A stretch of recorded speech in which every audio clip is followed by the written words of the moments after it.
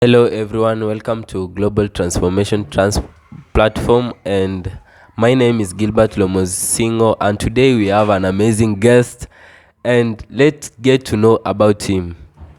Yes, thank you very much. Good morning. I'm Moses Ayecho, and it is my pleasure to be here today. Yeah, you are welcome, and today our topic is on the first episode of to Get to Know, and it's about the education system in our country, Kenya. And Ayecho, Yes. how do you see the future of education in our country? The future of education in Kenya looks bright, but there's a need to re strategize on how to go about it. Why am I saying this? With the introduction of the CBC system, many parents still don't understand what the system is all about, and it requires a lot of resources to implement. So the stakeholders in education, the parents and the pupils as well as students need to require more information about CBC so as to go with it full hog. Okay, are you in support with this system or? As at now, I am opposed to it because even though it promotes competency as opposed to content, we are not still at a stage where we can really afford it. Why? And this is because most parents are low income earners in Kenya. So if we adopt a system which requires a lot of resources to run, then we'll like take Kenya backwards in terms of education. So the solution is to to put it aside for now, continue with the 844, and then look at the best way to put it into place. And this information should actually reach the president and the CS of education currently, Mr. Ezekiel Machogu. Do you think that is the solution, putting it away? Can government do something about it?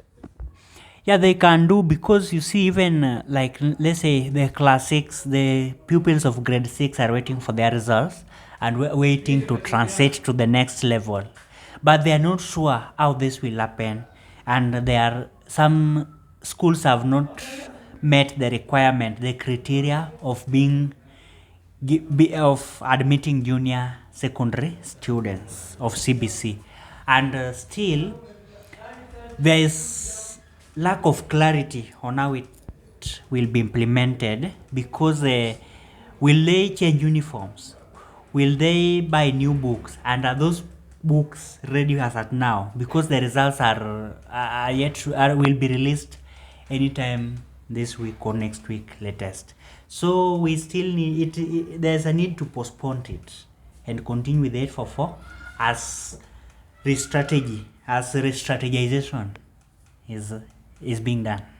Okay, on that same point about CBC, how do you view about the marking of those scripts that the students did? Is it legitimate or The CBC ones or the KCC ones? the CBC ones? Yeah, I think the marking was legit, but there's no, as much as it was legit, but it did not really gauge the abilities of the students because it is how they grade it is meeting expectations, above expectations, or below expectations, or approaching expectations. But that's not numerical because you can only measure an ability using some metrics, and it is not really bringing out that aspect, and that's why it is called an assessment. But we also need to test the cognitive side of students or pupils.